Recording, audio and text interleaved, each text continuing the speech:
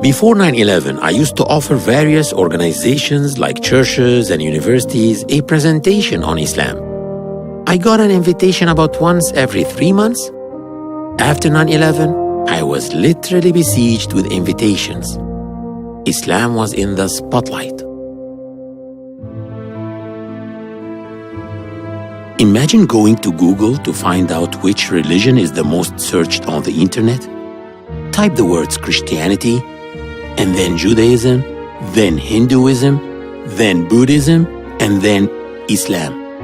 I did exactly that, and this is what I found. I found that surprisingly, the searches on the word Islam were exactly double the sum of the searches for all other 4 major religions. But why Islam? What is it that makes people want to learn about Islam? So again, I went to Google Trends and I typed Islam and Jihad, then Islam and violence, then Islam and terrorism, and then Islam and women. And surprisingly again, I found that the searches for Islam and women were exactly double the searches on jihad, violence, and terrorism put together. So I discovered that Islam is the religion that most people want to know about, and women in Islam is the aspect of Islam which most people are interested in.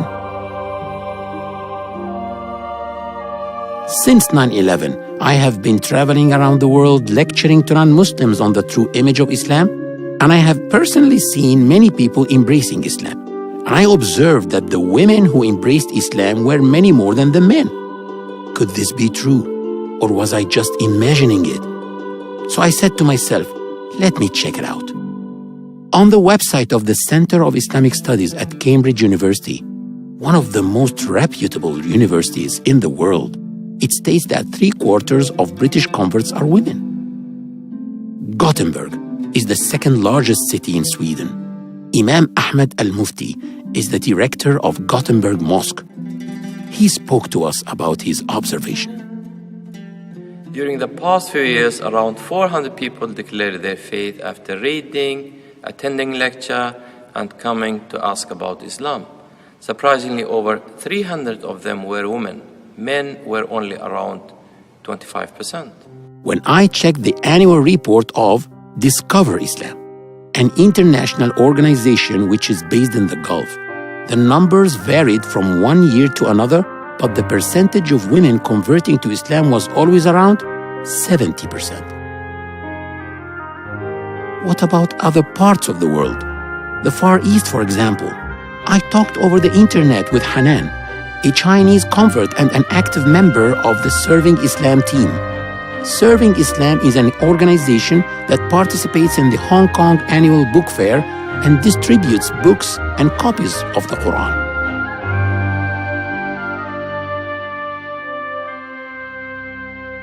In the year 2009 to 2010, for example, over 100 people have embraced Islam, and 97% of those were women. And ever since, we have been witnessing sisters coming into Islam every week, and women were always the winners. That's why our Sunday classes are filled to the brim with sisters, with only a handful of brothers. That now it's really coming down to a challenge for us, because the Islamic law that the jihadists want to impose upon the world would deny basic things that we take for granted: freedom of speech, freedom of conscience, the equality of dignity of all people before God, the equality of rights of men with women. Women especially are in a predicament in the Muslim world.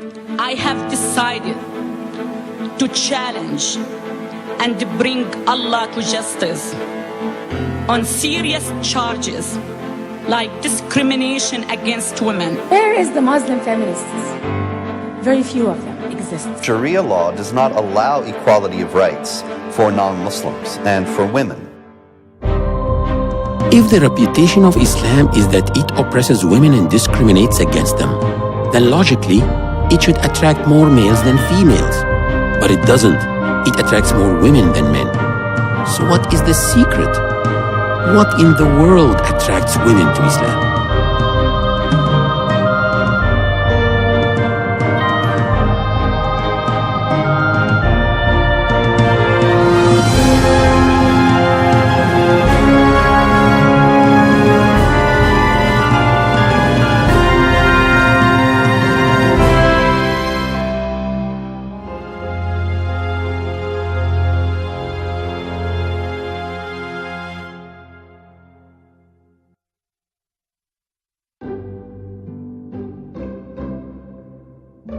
My first interviewee was in Belgium. Unfortunately, I traveled all that way only to be told when I got there that the lady in question had changed her mind. She didn't want to go on camera anymore. We were desperate and set out to find someone to take her place. Finally, we found Aziza, a mixed-race young lady whose father is Flemish and mother Congolese. I asked her about her story. Once she got started, it was as if she knew all my questions in advance. Aziza is someone whom, when she speaks, you wish she would just go on forever. I started looking for God, but at the age of 17, unfortunately, I lost my mother. I was obliged as a Catholic daughter to go to church. I had something like difficulties to believe what church claimed, calling Trinity, God, His Son, Jesus, and the Holy Spirit. So afterwards I started reading books, all the books, most of them, and to be honest, the Quran too. But reading Quran is very difficult and quite mysterious. But a few words were very, enlightened me, were very strong, like the compassionate that mostly came back in that book. Even if I could not immediately associate with it, but it felt that I need to follow a path.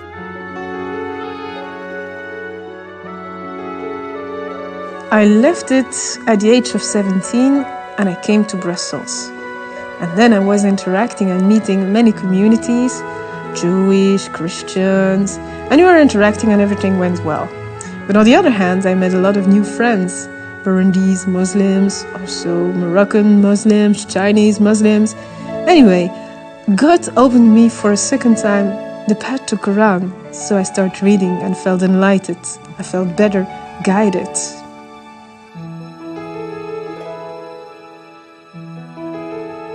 Why did I lose my mother at the age of 17? Even if I not feel alone, and even if I am alone, I could feel His presence, even if defining His presence was not easy at all. So when I was in Brussels, I had the luck to be taken under the wing of a Moroccan mother, Fatima, and she really showed me the real values of Islam by taking care of me as I was her own daughter. She showed me by love, by acts, what Islamic values and ethic means. Really, I was lucky. So afterwards, I started studying Arabic at the mosque. And there my professor, a Tunisian professor, Mahmoud, explained me or opened me at least the way to find more information on Islam in a very, very broad sense. So he pushed me to go to the library, and instead of giving or teaching us the rules, grammatical rules, he opened the door and said, go to the library, try to find out what it means. So he opened me the real path to the Islamic education. But on the other hand, I was still living in my context in Belgium with a Catholic father who really imposed me still going to church, and I started wondering if this was the way I need to follow.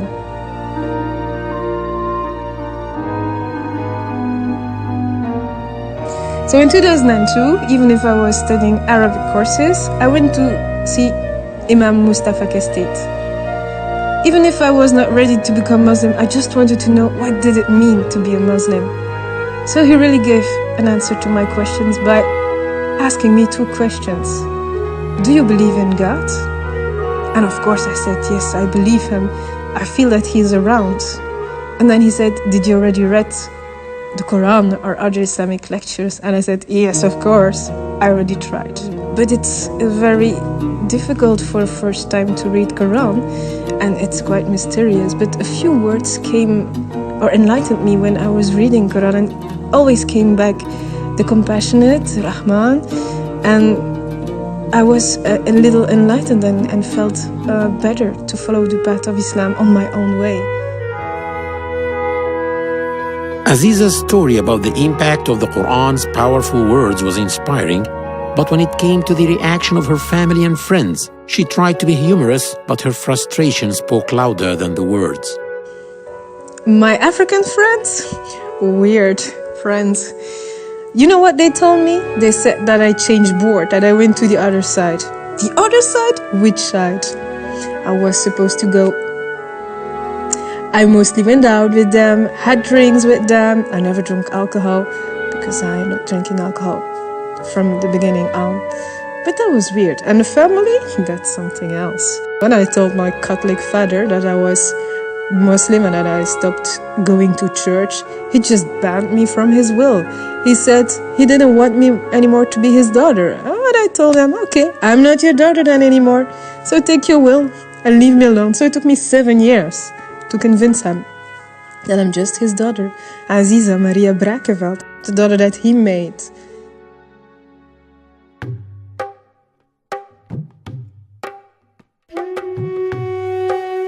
But there were others a good deal more aggressive even than Aziza's father. Shazna, a Sri Lankan preschool owner who converted to Islam at the age of 17, tried unsuccessfully to hide the bitterness in her with Allah. When I embraced Islam and I started to recite the Quran in my room, at my home. So my dad said it and he got angry. Once he kicked me and started to scold me. And once he said, if you are a Muslim, this is a Roman Catholic family. If you want to be a Muslim continuously, you go out.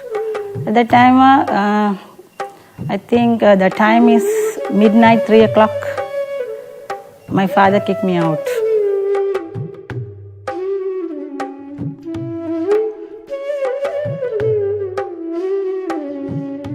I miss my friends. I had a lot of friends in my school time, so I miss my friends. When I embraced Islam, they didn't talk with me. So I love to talk with them. But not all non-Muslim parents were hostile. Priscilla, an Indonesian convert who converted from Christianity to Islam after hearing the call to prayer in Indonesia and searching for its meanings on the internet. She told us about her family's reaction. I was glad because my father said, okay, whatever you choose, I'm glad for you. If you feel better with it, then you have to do that, but do it the right way. So I was so glad because I knew another sister, she had problems with her parents, but my parents were very supportive. Priscilla's case was too good to be true, so I asked Amber the same question. Amber is a school teacher from Connecticut in the United States who became Muslim after 9/11 while working in New York. My family accepted me after I converted to Islam. They saw that it made me happy. They saw that it was something that was improving me, not the opposite. They did have some reservations, of course, as anyone would, because they were afraid. They knew a lot of stereotypes from the media about Islam, and they thought this might be something that would happen to me, that I would, not socialize with people that I used to know, that I might dress differently, totally different than them, that things would be totally different. When they realized it wasn't, then they were able to accept me. After I wore hijab, it was again difficult for them because it set me apart. But then it was a process. It took time for them to again realize that it wasn't something that would set me apart. It was just something that was part of my religious and spiritual journey. One of the most interesting people I met was Elizabeth, a German girl who came to work in a hotel in Hurghada, an Egyptian resort on the Red Sea, 5 years ago. She worked in the beach and pool animation team. I visited her in her own after-school project where she told me her story. There was this one day that changed my life, actually. I went with a group of tourists into the bazaar area, And there was a man, it was Friday, and a man closed his shop just in front of us. And he said that he's going now to the Friday prayer.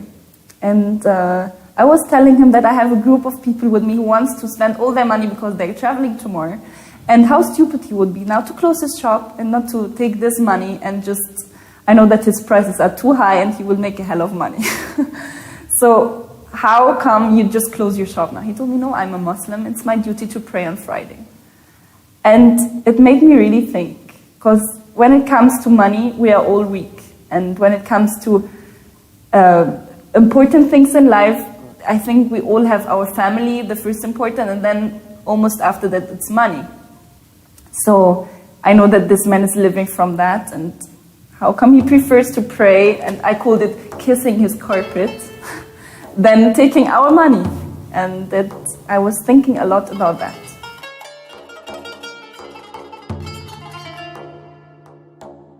I was just completely lost. Everything I used to believe in was changing. I was really asking basic questions about me, my life, my family, what I want in my life, why I'm here. It was time to actually open the Quran and read the Quran. And I was washing for half an hour before I opened the first time the Quran. I don't know why. I read in the other book about the Prophet's life that you have to wash before you read the Quran. And I kept on washing, and I had a shower. And I washed again my hands. And I was really scared to touch this book because I felt I have to respect the other religion. I don't want to be disrespecting to them. And I just opened it and I started to read in Surah Al-Baqarah. I just finished it to the half and I converted to Islam.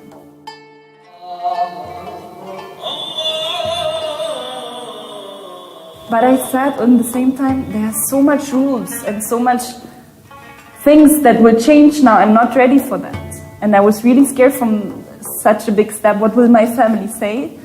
How will I work in such place and being a Muslim? How do I change my hobbies? Like I loved my freedom life. I used to depend on myself since I'm 16. I moved out when I was 16 and lived by myself. And there was nobody who had to tell me what to do. I know that I can manage by myself everything. And now all of a sudden I have to admit that there's somebody much higher who knows what's right for me. So to just admit that, it's a big step for my pride. And it made me very scared. And I always just thought about the hijab. What will happen if I wear hijab? Then out of the blue, Elizabeth told me that she had also been a model, advertising Brazilian swimsuits, and spoke about how advertisers treated her as an object. I was a model when I was 15. I wasn't very professional, but you saw me in some cover shoots or in some catwalk shows. I was presenting once the beachwear of Brazilian beachwear. And I remember this day that they told me, oh, you got on some weight. We cannot use you for the next shooting. And I just felt ashamed. I felt, what's the right to speak about my body like that? I'm a personality. I'm just not a product. And I feel that even in the commercials and everywhere, they say sex sells. And they use actually this as an instrument just to sell their product. I don't want to be used as an object. And before I was even veiled, I just covered up my body because I felt the eyes of men. I felt they eat me because I felt I was pretty and they're really eating me when I'm wearing the bikini at the beach. And I wanted to wear long sleeve. And I started to go even in the pool wearing a t-shirt because I really felt ashamed of how they look at me and just feel, wow, oh la la, like, who's that girl? I don't want to be in any eyes of any man, just like, that he's saying something like that and that I'm an object to them, so. Sex sells. It was not only Elizabeth who felt the hungry eyes of men eating her body. Priscilla felt the same and tried to explain about her need for more respect from men. And also at my work, because I work in a restaurant and hotel, and sometimes men are looking at me, but I don't feel comfortable at all. And I started to change my style of clothes, to wear a scarf to cover this area. So that was a step closer to hijab, so I did it step by step. In the past, men looked at me like I was an object. I didn't want them to look at me like I was a piece of meat. But that they respect me more. Feminists worldwide struggle hard against the objectification of women. Their studies have found that audiences in the West are exposed to over 2,000 ads a day. On TV, in newspapers, on street billboards, all over the place. Ads sell more than just products. They sell values and images of success. They tell us how to be popular, loved, and attractive. They tell us who we should be. The sex object in advertising is a mannequin. Conventional beauty is her only attribute. She is thin, tall, young, long-legged. Most women don't look like that, but they are constantly trying hard to emulate it so as to be loved and desired. The more a woman looks like an advertising star, the more she is accepted in society. Ads like these reduce women to objects, and their sexual content is pornographic. This negatively affects the image of a woman. A few years ago, the research of Susan Fiske, professor of psychology at Princeton University, was all over the news. She proved that when men view images of highly sexualized women, the brain areas associated with handling mechanical tools light up. The media does not only shape people's perceptions of women, but also of Islam. Professor Rasha El-Dessouki, a Muslim scholar in Al-Azhar University in Cairo and an activist for more than 30 years in the United States, spoke about the media's political agenda. Unfortunately, Islam has suffered from bad media all over the world. I have studied about 58 novels that speak about Islam and Muslims, and it does give a very bad image of Islam. The reason is all these political events that happen around the world are connected to the media. Whenever there is a very hot issue, whenever there is a fight over something, whenever there is a new revolution, you find that the media intensifies against the Muslims. And all the old images that we have seen by Orientalists in the 16th century, things that have to do with the Crusades, things that have to do with wars between Muslims and non-Muslims, they bring all these up again, conjure them up in the memory of the viewer in order to bash Islam and make it look bad. So what we advise is that people seek the sources of Islam and talk to Muslim people and not think that the media is the only source about Islam and Muslims. Dr. Leila Ahmed, a professor in the Divinity School at Harvard University, met with us and also spoke about the media. The idea that Islam oppresses women became just a normal view expressed in the media and so on, even though there was no ground to it. Historically, there's no evidence for this. It was just a prejudice that was being repeated by the media. And many Muslim women felt offended by this, and they wanted to make clear to whoever they were speaking with or wherever they were out in the streets that they were Muslim and they stood by it and did not accept the prejudices. It always disappoints me when I watch the media and I see more falsity than truth about Islam. There's many experts about Islam, but they're not always Muslims themselves. They're people who get information from places that seems to be something other than what most Muslims understand. And I always find that the media will latch on to anything bad someone that happens to be Muslim does. While there are so many millions of Muslims out in the world that are doing great things, great projects, great initiatives, but they're never mentioned. After 9/11, there was a time when I honestly hardly could bear to turn on the television, because this was when we were going to war, of course, immediately after 9/11, we were going to war with Afghanistan. And there was endless shots of women in burqa, suffering, how we had to go and rescue them. And this somehow, this was Islamic oppression of women. The burqa was sign of that. And by extension, any kind of head covering was seen as Islamic oppression. And that became the prevailing narrative in America for a few months. It was really quite distressing. But So it was very much a media issue and a political issue, but it was presented as women's oppression in Islam, and therefore Islam was just terribly oppressive. And that extended, and that was partly why I'm sure women were attacked. You know, young American women wearing hijab suffered the consequences of this media representation. A lot of people were getting information from the media that wasn't correct about Islam. What I was able to do, and this was a positive thing, was be able to pass on information that was the truth about Islam. People who were wondering about it, people who didn't know anything about it, when they found out I was Muslim, they would ask me questions, and I was able to tell them what a great thing Islam is, what it meant to me, how it inspired me.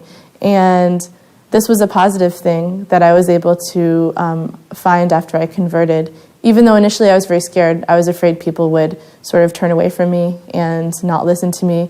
But I actually found there's many people that are open to hearing what you have to say. They're actually curious. They just don't have anyone to ask. In Belgium, I received information that we could meet a non-Muslim by the name of Harmony, whose brother converted to Islam 8 years ago. When it happened, Harmony said to herself, if my brother can become a Muslim, what the media say about Islam can't be true. So she enrolled at the University of Leuven to learn more about the religion. This is what she had to say. Islamophobes hurt the Islam in a way, but on the other side they make publicity because of their bad behavior and their hurtful sayings. People will start to investigate by themselves, so they will go and look about the Islam. And so actually Islamophobes make publicity. Maybe it's not intentional, but they do it. But yeah, they hurt some people in a way. People had a lot of questions, and so they actually started to research Islam. They wanted to know more about it. So even though the media was portraying a negative image, people wanted to know if it was true or not. So a lot of people did go out and find the real answers. And so in an ironic way, it was a good publicity for Islam, even though what the media was portraying was bad. The number of converts increased significantly after 9/11. At the mosque I used to go to in North Virginia, I used to witness 1 to 2 people declaring their faith every week before 9/11. But the month after, I witnessed a case of conversion every day, and some days 2 or more. This wasn't because of 9/11, of course, but rather because of the demonization of Muslims in the media and the continuous defamation of Islam by Islamophobes, which made many people more curious to learn about it. A personal question. Yes. Do you think one day you may become Muslim or Christian or stay as an atheist? Just what do you think? In my opinion, I think that I would probably convert to Islam.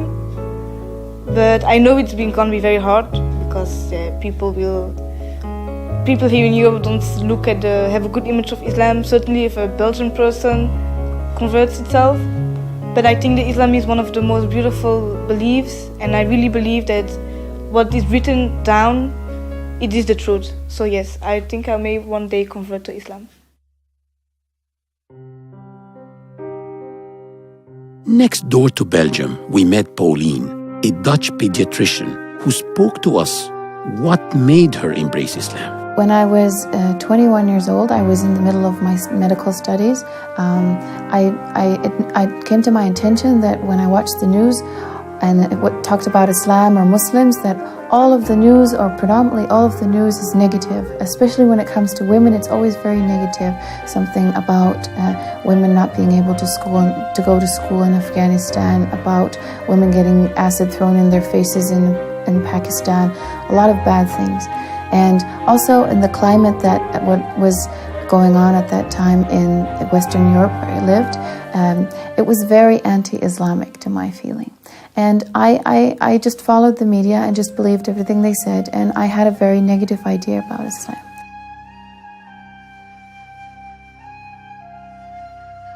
During that year when I was 21, I started to, in my free time, get some extra information about Islam. And the reason I wanted to do that is because I wanted to have more arguments about why this was such a horrible religion. I wanted to be able to debate people about it. So in my free time, like I said, I started to read some stuff, to watch some videos about Islam.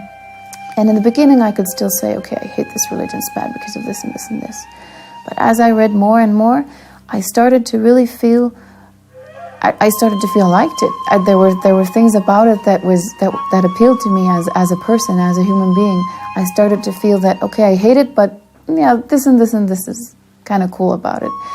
And in the end, after months and months of reading some stuff, I found out that I couldn't say anymore that I hated it. The list of things that I liked was just too long, and I really felt it was really like coming home, because it was really it really suited my way of my way of thinking of how life should be, and I couldn't help myself and converted. So that's how I became a Muslim.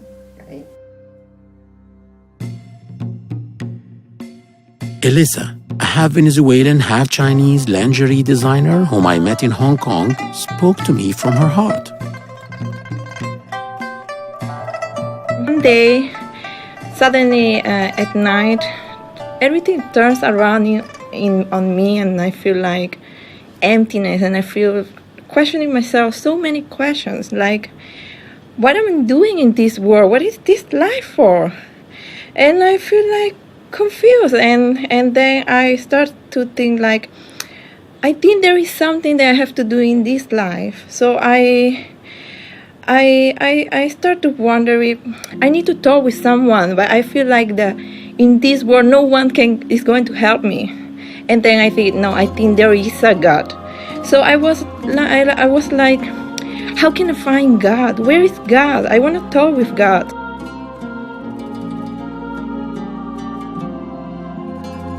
One day I saw my sister praying, and then it really touched me, when I saw her praying. I was, wow, I think she's talking with God, and I want to talk with God also. And then I start to looking about things about Islam, and then I searched a word in the internet, and it said, La ilaha illallah Muhammadur Rasulullah.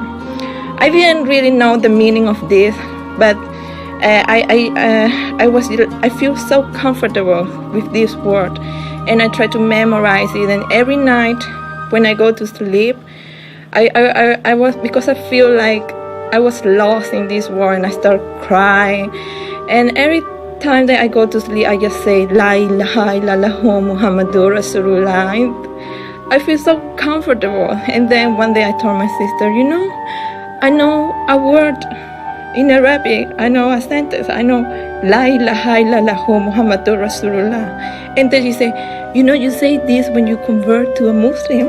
And I was like, so I'm a Muslim. So and then I start to feel like that God was guiding me to find the truth about my life and the true path.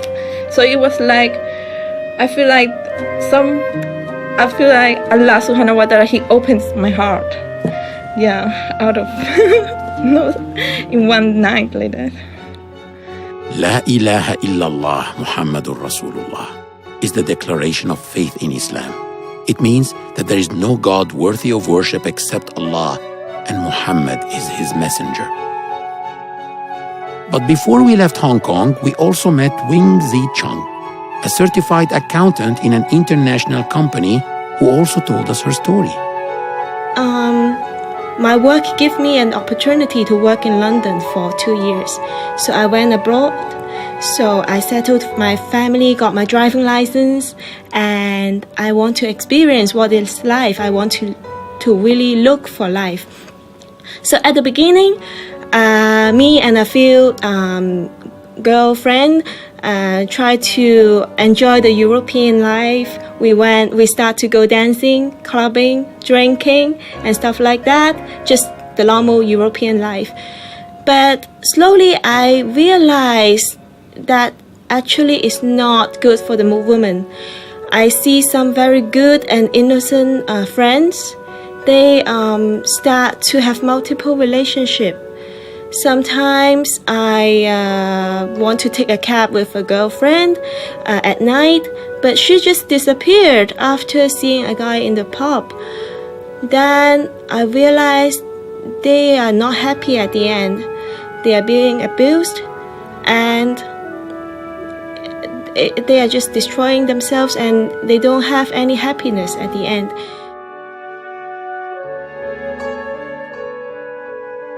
I start to think this European or Western lifestyle that we always feel superior, but I cannot find an answer within that. I took a flight to Florida and I spent 7 days fishing by the pier, and I start to look for religion with the Bible on my left hand and Fortress of the Muslim is a prayer book on my right hand. So my religious journey started. So after half year of reading, I kind of confirm Islam is the truth. It really fitting to my values. So then I embrace Islam. Back to Elissa. I asked her how she came to the decision to wear the hijab. When I started to work, I was really scared about it, wearing the hijab, and when everybody's looking at you so normal and suddenly you are with a hair covering. But then I meet a teacher, and my teacher gave me a really good concept about God. If you believe in God, if you believe in Allah, He will make it easy for you. And I was, yes. I started to get this concept, but still I was not that brave enough. And then one night, I got the Quran and I say, oh Allah subhanahu wa ta'ala, I need to be better Muslim, and I will follow you no matter what you will tell me this night what I have to do. And I just opened the Quran, and there was the ayah that Allah subhanahu wa ta'ala was telling the Prophet Muhammad sallallahu alaihi wasallam to tell women to cover themselves. And I just started crying. I was, oh, mashallah, I cannot deny this message from Allah. And then the next day when I went to work, I talked with my supervisor, and then I said, I'm not Muslim, and I was not devoted at all, but slowly I understand the true meaning of my life, and I really want to go to work with wearing my headscarf. And then she said, yes, it's okay, do it. And then I start wearing my scarf, and I see a huge difference. I was scared how people would look at me, but when the women of my office, they look at me, they were like, oh, why are you wearing a headscarf? And then I said, because I'm a Muslim and I can talk to them about Islam, and there was the most happy part of me in my job, that I can talk about Islam.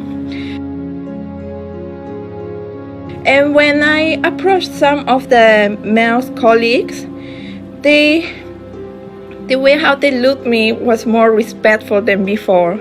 And that is when I feel like, okay, this is what I call the honor of a woman. The West has many concepts about that. They don't understand that it's not just a piece of cloth that one puts on their head. It is a sign of, it's a badge of honor.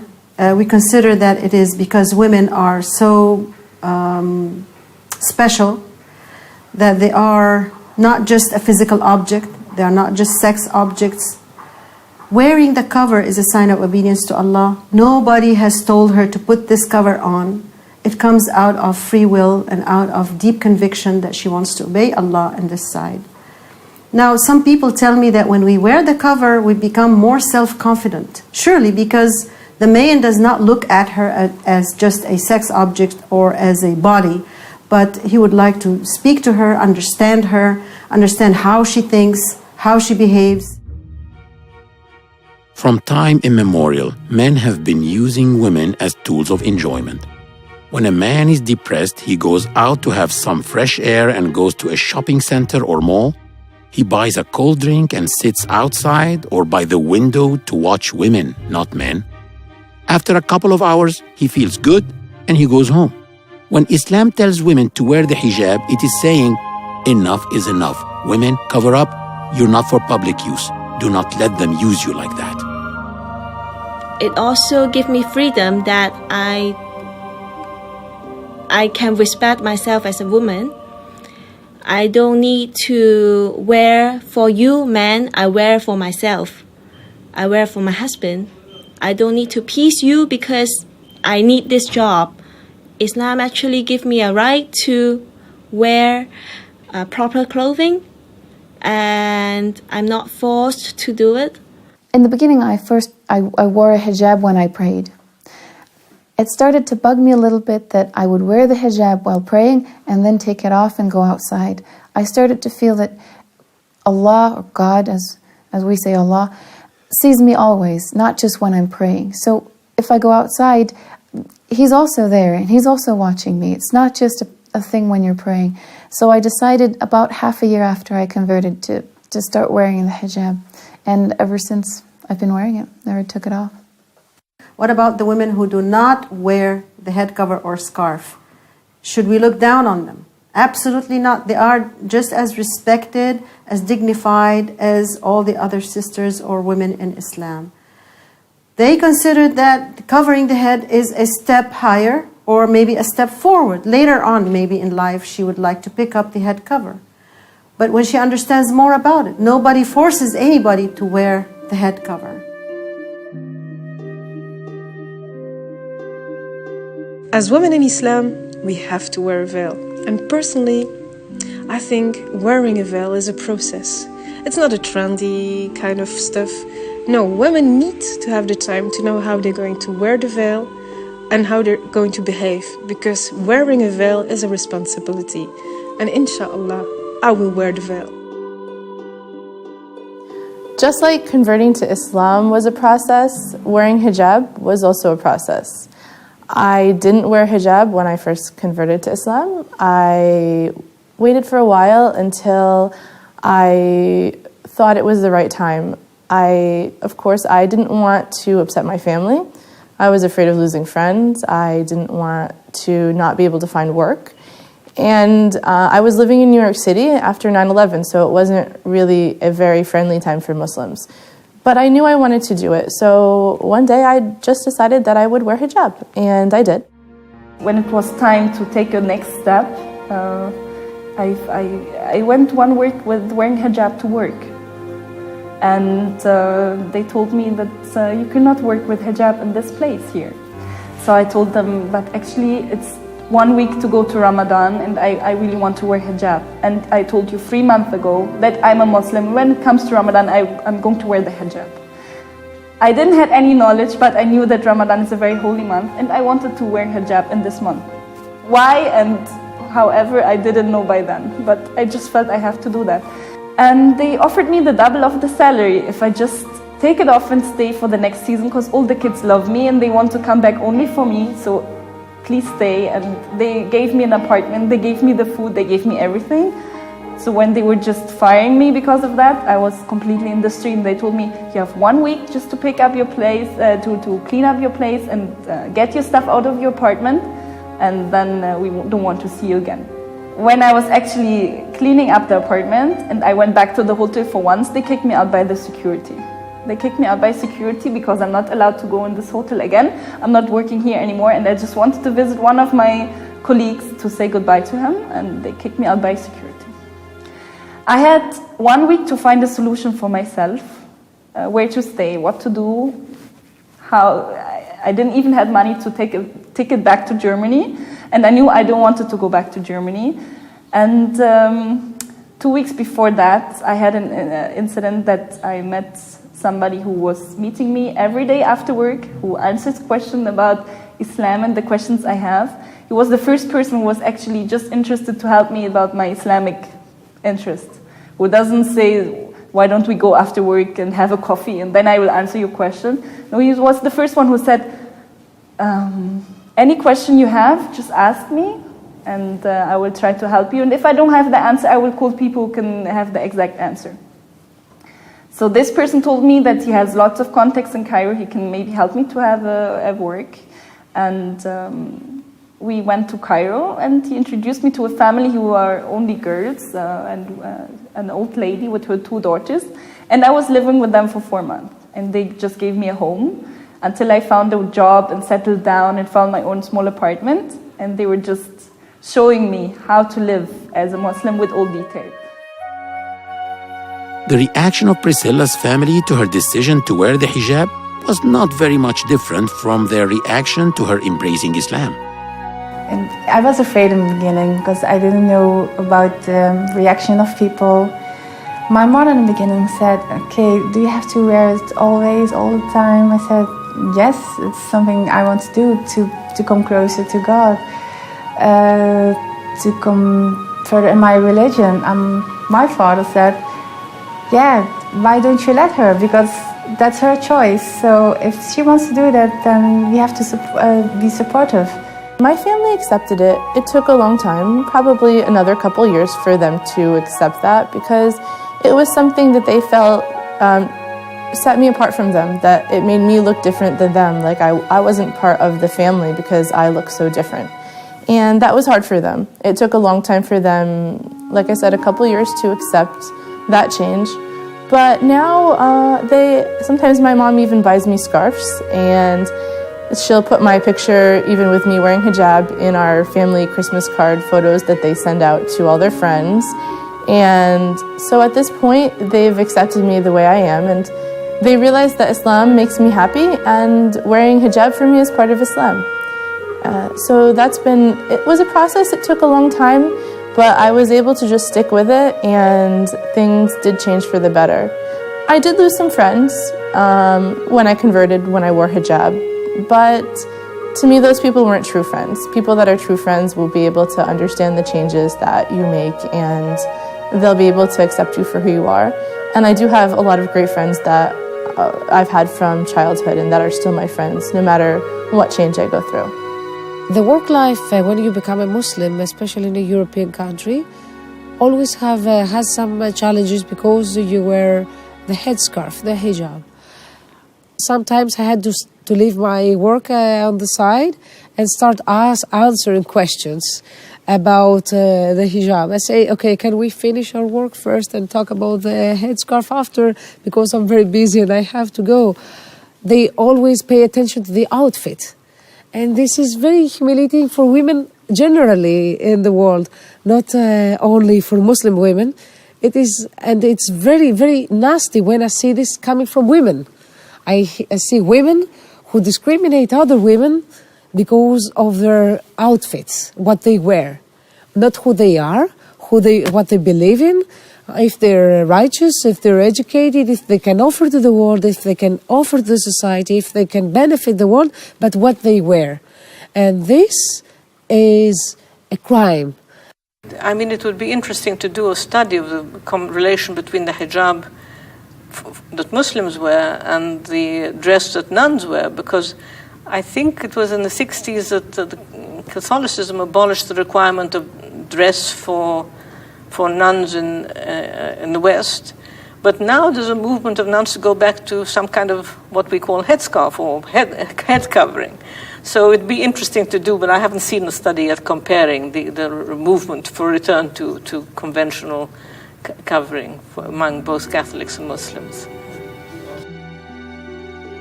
Dr. Leila wasn't to know that I have been doing exactly that, especially in churches around the world. When I'm asked about the hijab, I ask them in turn, who of them has ever seen a woman wearing hijab before? And of course, all of them raise their hands. Then I ask, who among you has ever wondered why they wear it? And 90% of them raise their hands. Then I show them this picture. Then I ask, do you know who she is? Yes, they answer, Mary, the mother of Jesus Christ. Then I show them this picture and I ask, who is she? They say, Mother Teresa, the Nobel Peace Prize laureate. Then I ask them, may we say that in your eyes these are the best two women? And they say yes. Then I show them a picture of a Muslim woman and I ask them, what is common to these three images? They say, the hijab. All three are covered except for faces and hands. And I say, excuse me, a minute ago you were asking me why Muslim women dress like that?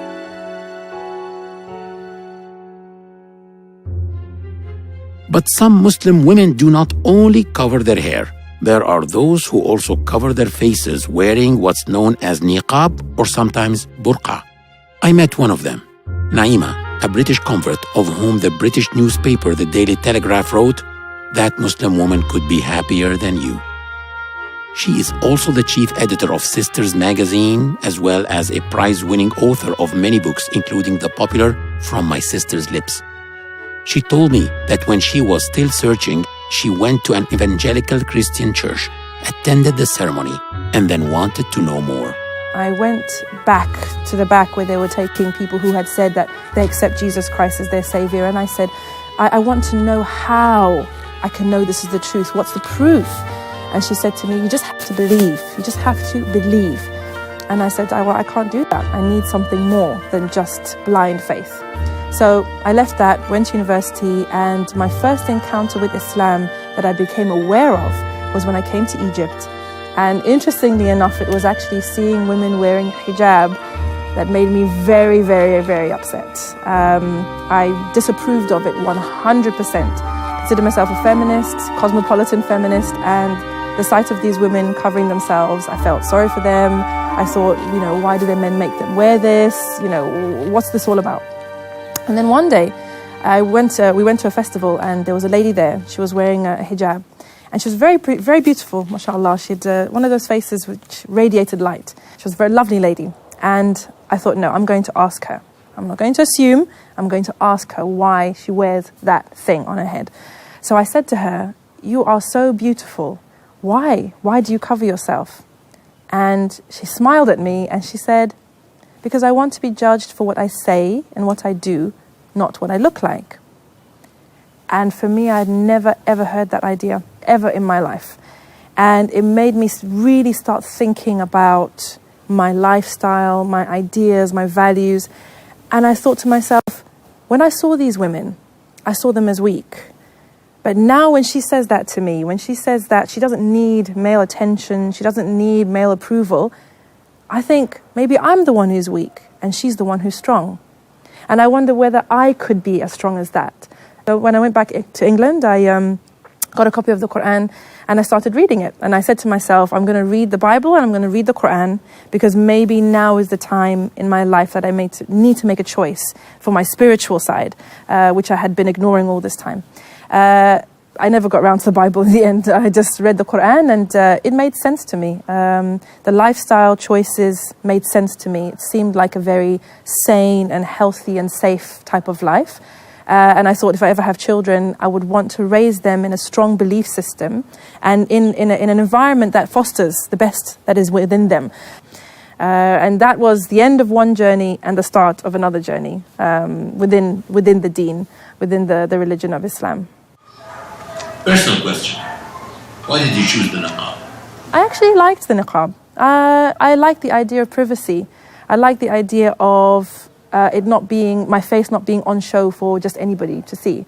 I remember specifically one incident that made me decide to start covering my face is when I was going home. It was quite late and I was going home from work on the train, and I was standing up because there were no seats available, and some men who were sitting on the chairs were staring at me, and I remember feeling very upset and angry, thinking, why do they think they have the right to just look at me, and in my face?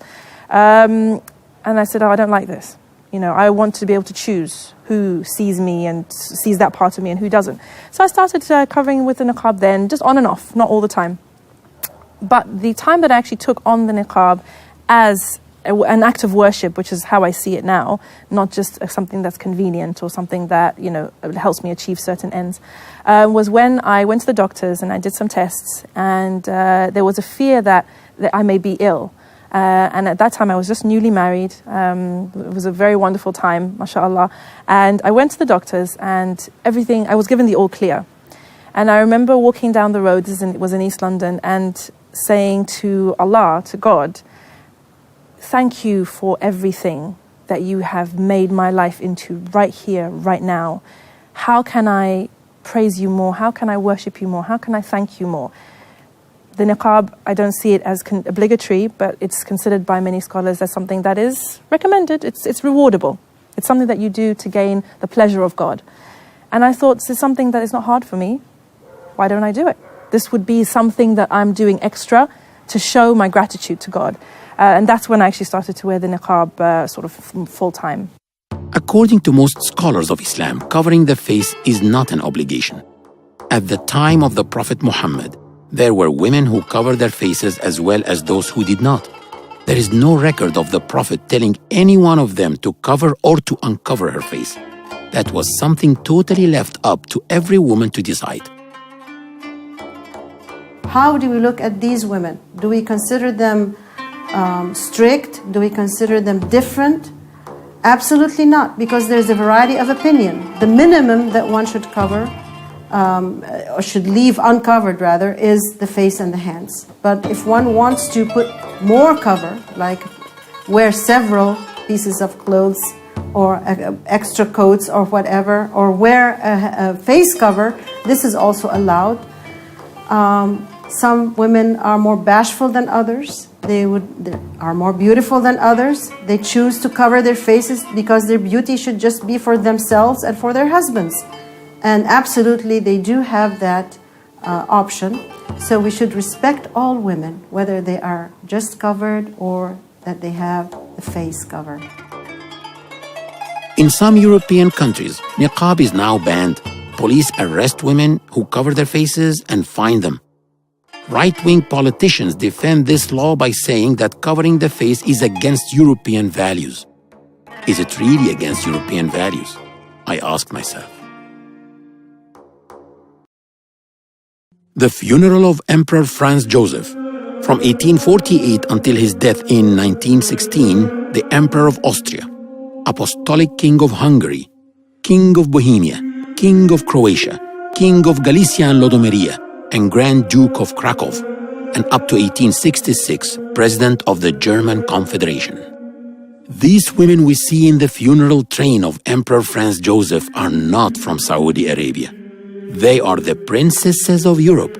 Women of the royal families and aristocracies of Europe used to cover their faces in funerals and at weddings.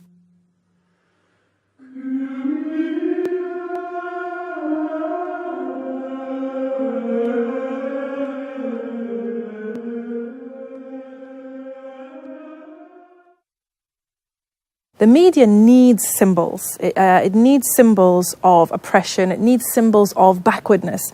And it's chosen niqab as its symbol of oppression and backwardness and call to gender rights and things like this. So in terms of the media, there's not really much that one can do to tackle the media, except for trying as much as possible to put positive images of women in niqab out there. The more women we have in niqab, who are achieving great things, who are going out there and making a difference, the more the public perception of niqab starts to change. It upsets me when people see the niqab as something that holds women back. I don't believe that. Yes, there are restrictions and there are things that are more difficult for you, but it depends on who you are as a person. Because if you are hardworking, if you are determined, if you believe in yourself, if you have great ideas, if you're a people person, the niqab makes no difference, because people will get over that by the force of your personality. I believe that because that's been my experience. Within my work, I've gone into schools, I've lectured in university halls, I've been on television, on radio, etc., talking about other things, not only the niqab. And at the end of the day, if you're an intelligent woman, you're intelligent whether your face is showing or not.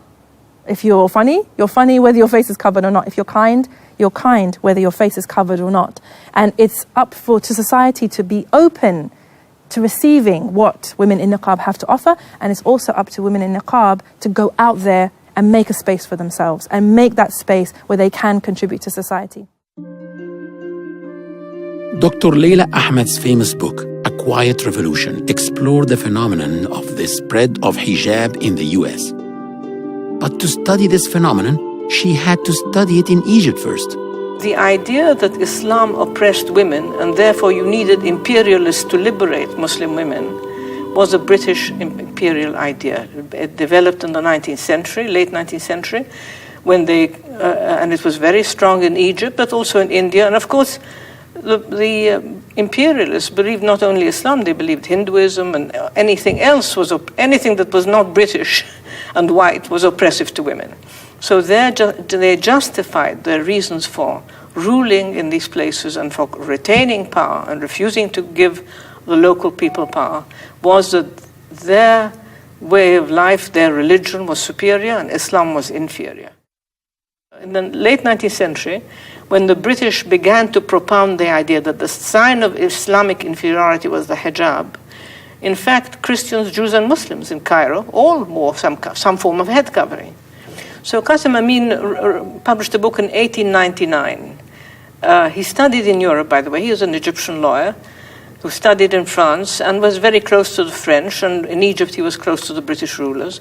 And he wrote a book calling for the end of hijab and for women's unveiling.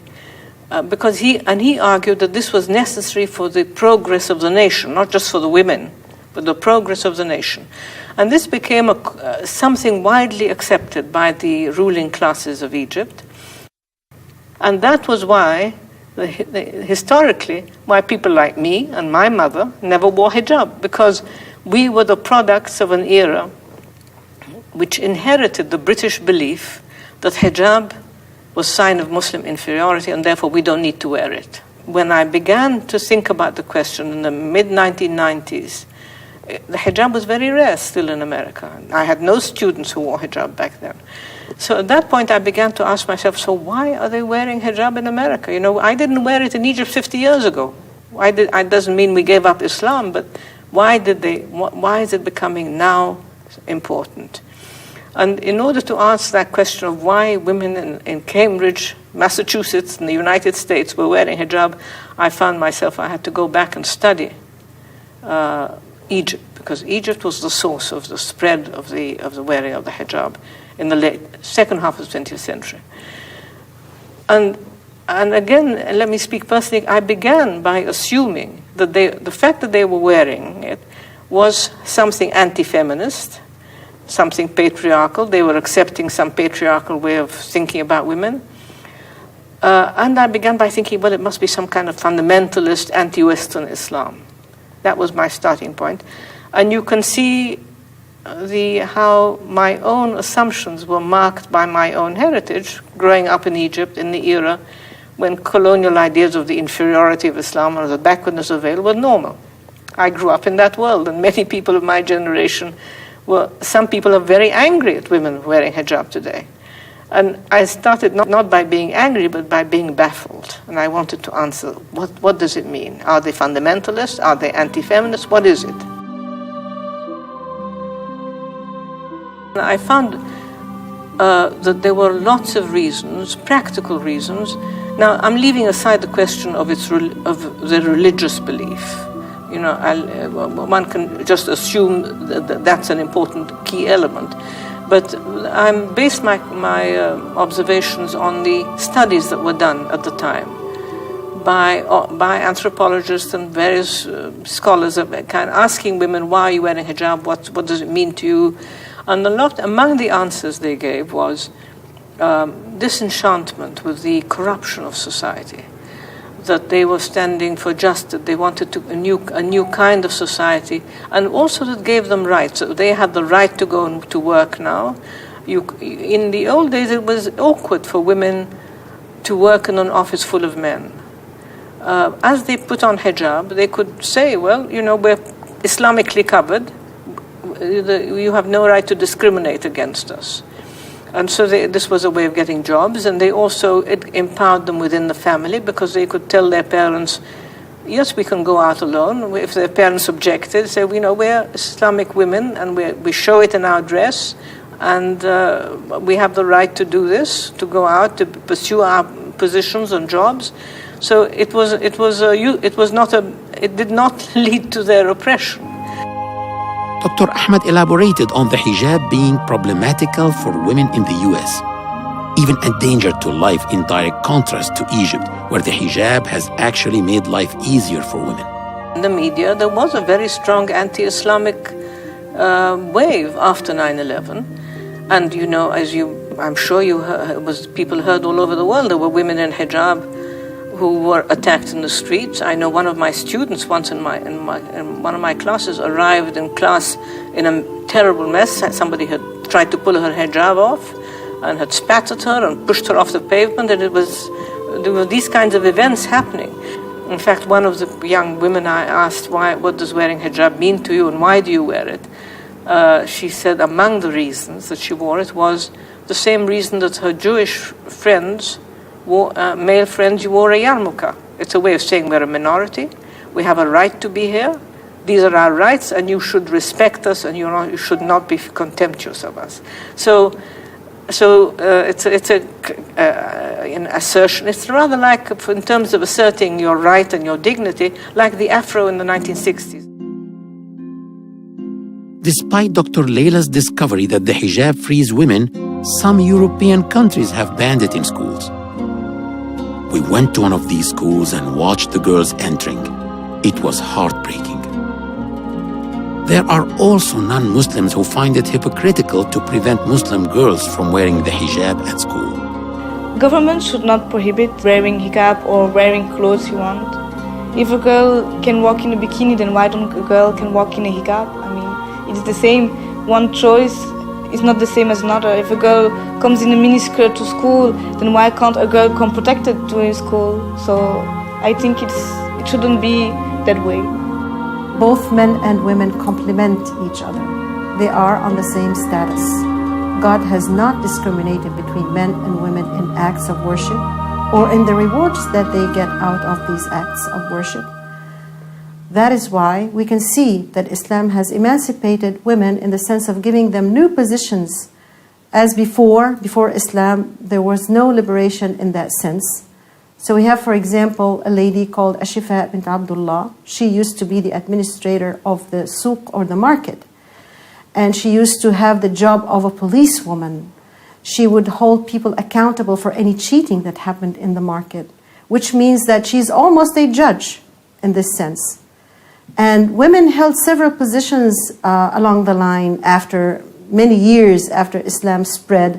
They were actually also jurors. They would give juridical verdicts, and this happened in Andalusia. Women used to put lanterns at their doors to invite people to come and learn from them. Aisha, peace be upon her, herself was a scholar in her own right, and she used to disseminate the verdicts that the Prophet could not give to women concerning women issues. She was a scholar, and she actually corrected numerous Sahabas about the verdicts that they gave concerning Islam and concerning the rulings of Islam. Well, one of the extraordinary things that I found, having begun by assuming that women who wore hijab were more accepted patriarchy and were not feminist, it was very surprising for me to discover that actually some of the most feminist Muslims of the younger generation in America were women who wore hijab. They were fighting for equal rights, they were fighting against domestic violence, they were very active in all the spheres for women's rights. You know, when I watched the Tahrir Revolution, I saw a lot of women in hijab who were the ones who were calling for rights for women as well as for men. Many of these women that I'm talking about would not call themselves feminist, because feminism has, the word itself has implications about, they're not calling for equal rights in the American sense, in a way. They're calling for equality, equal justice for women. It's quite a complicated idea. I mean, it's not that they just want equality the way secular feminists want equality. There are two different ways of looking at women. There are movements in this world. One of the movements is called secular feminism. And this is basically secular gender feminism. The other one is equity feminism. Gender feminism would like to regard women as a single entity, that they are emasculated, that they are macho, that they can do anything. Maybe that would be contrary to their own natures, but they can do anything. Now, equity feminism is more or less like Islam, and it does cover all the rights that women in Islam would like to have, and that actually women in Islam have been given 1,500 years ago. That is why it is important to look at women as part of a context. This context is the family. So when God Almighty created Adam, He created Eve, and then came the descendants. That is why women are part of a family, their fathers, their mothers, they are sisters, they are daughters. That is why we should not look at them as a single emasculated entity.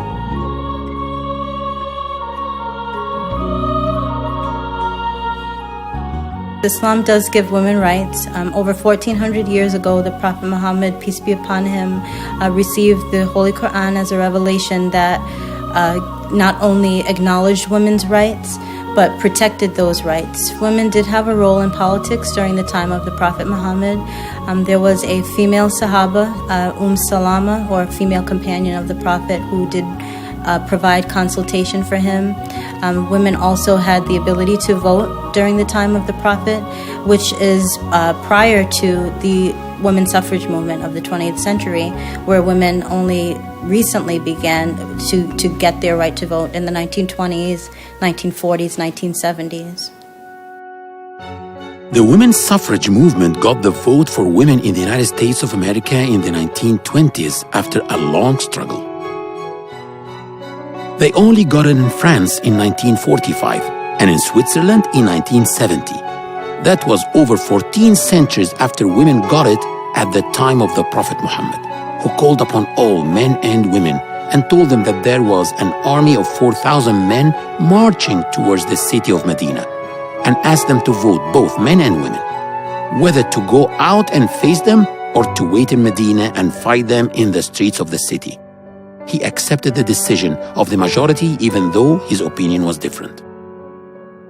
Women were degraded by most ancient cultures. The Romans, the Greeks, Persians, Arabs. Arabs actually considered having a female baby a bad omen, and some of them used to bury female babies alive. Then suddenly someone came along to tell women, you are equal with men before God. You are equal with men before the law.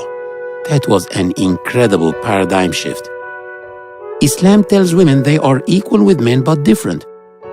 They can do some things better than men, and men can do some things better than them. You complement each other. Me being a Muslim makes me a feminist because I believe in women's rights. And any Muslim man should be, in that definition, he should be a feminist too. There shouldn't be any fear or favor when it comes to granting the rights that Allah has given us.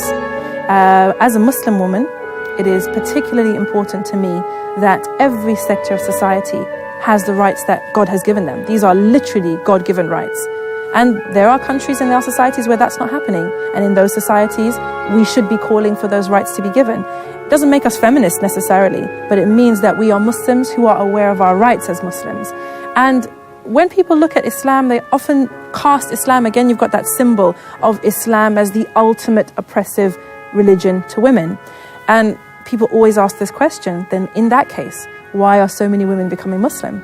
Why are so many women willing to subject themselves to this oppressive religion and subject themselves to this oppressive scarf and all this kind of thing? And very much for those people, it is about changing your lens. Because you see oppression where others see freedom. You see liberation where others see shame. And for anybody who is looking at Islam and wants to know what is the Islamic take on this, why is this happening in Muslim communities, our answer is always go back to the Quran. Go back to the Quran and go back to the example of the Prophet Muhammad, peace be upon him. For me, I came from a feminist background. I was raised pretty much in a feminist household. And it was the personage of the Prophet Muhammad, peace be upon him, his manner, the way he was with wives, children, companions, anybody else around him. It was his personage more than anything else that made me see the beauty of Islam. Because the way he treated those people around him, let's look at it this way. The Prophet Muhammad, peace be upon him, had no sons, no heirs. His wives, he had children from his first wife, no children after that.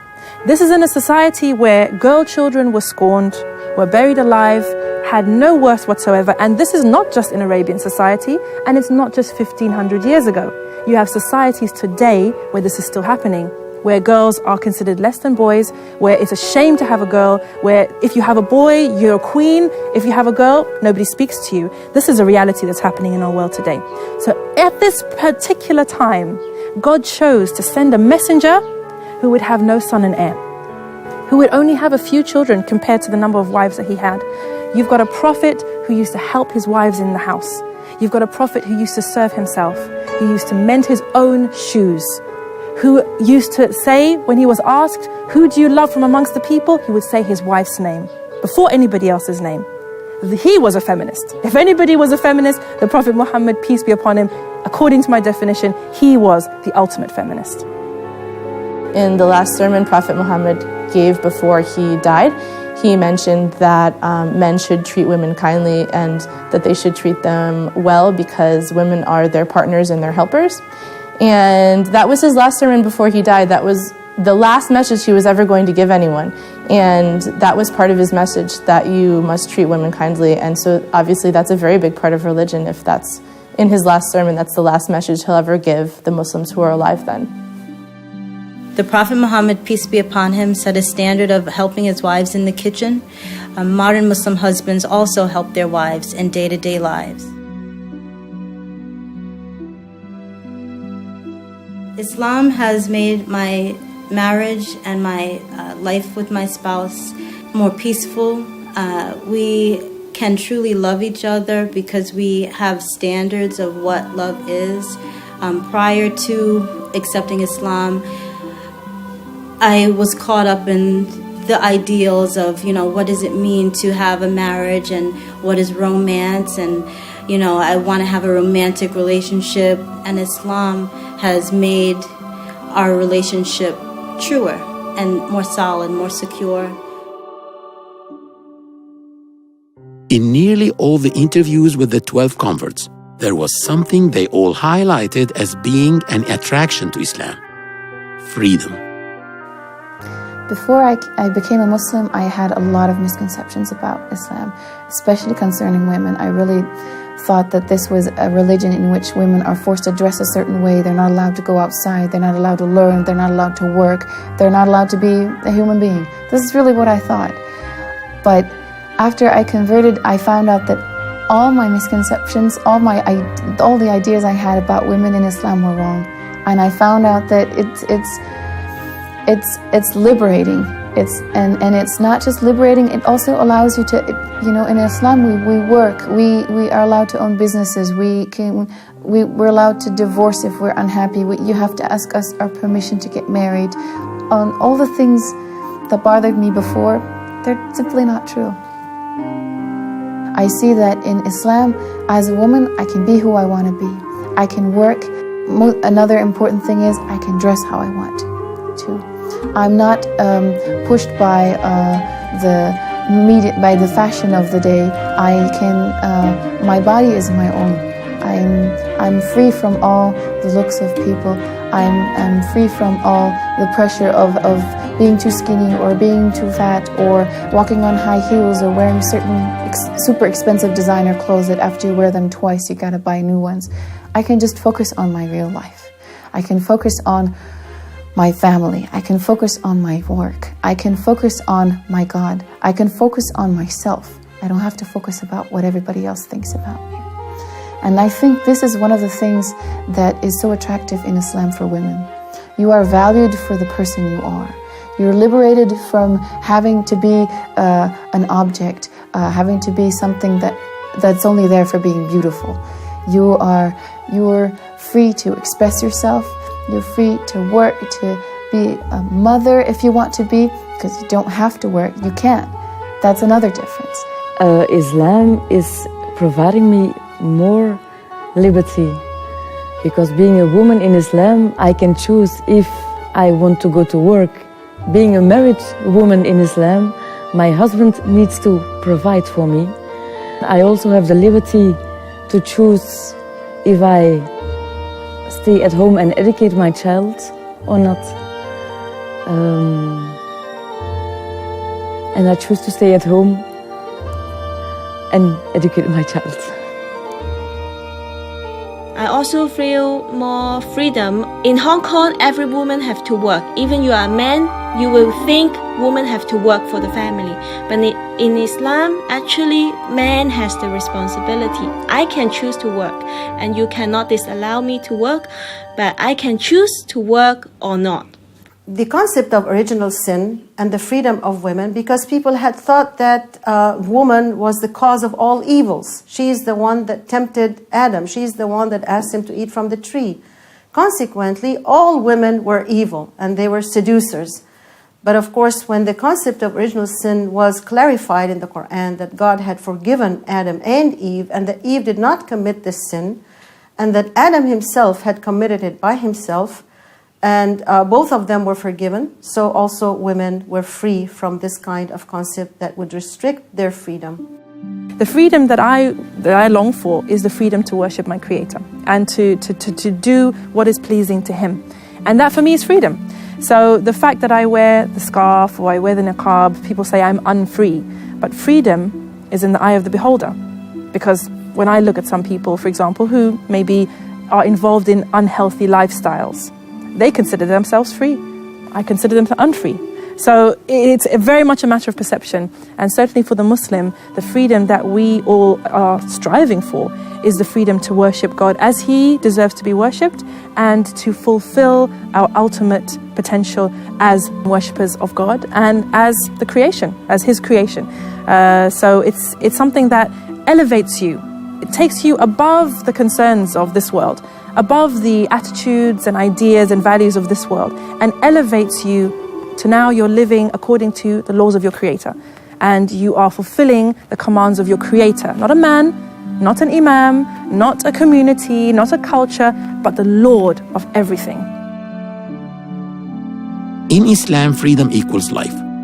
According to the Quran, if a person kills another by accident, he can seek atonement by freeing a slave as the first option. This means that if you take the life of someone by mistake, give freedom to someone deprived of it, since you cannot give life to someone who's dead. God described the Prophet Muhammad in the Quran as a liberator.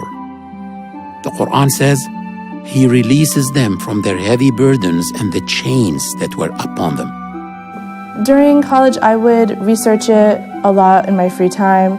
I would get Quran verses sent to me in my email from a certain website, and I eventually developed the sort of philosophy of it without actually converting.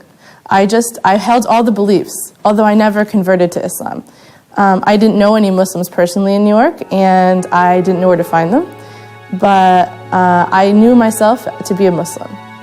Amber said something I have heard many converts say. She said that she did not convert to Islam. Islam was inside her. All she had to do was find it. When I met Islam, I understood that this was inside me all the time, and what I did was fulfilling. Yes, I take from outside knowledge, but it was inside. It was like a fire that needed some to light up more. Now that I'm converted, I have something beautiful, and it's called the prayer. We pray 5 times a day, which means that 5 times a day I relax. 5 times a day I'm in meditation. 5 times a day I give my worries to my God, to my Creator. And this is my favorite thing in Islam. If you've never prayed, go for it. Just try. It'll save you. It saved me.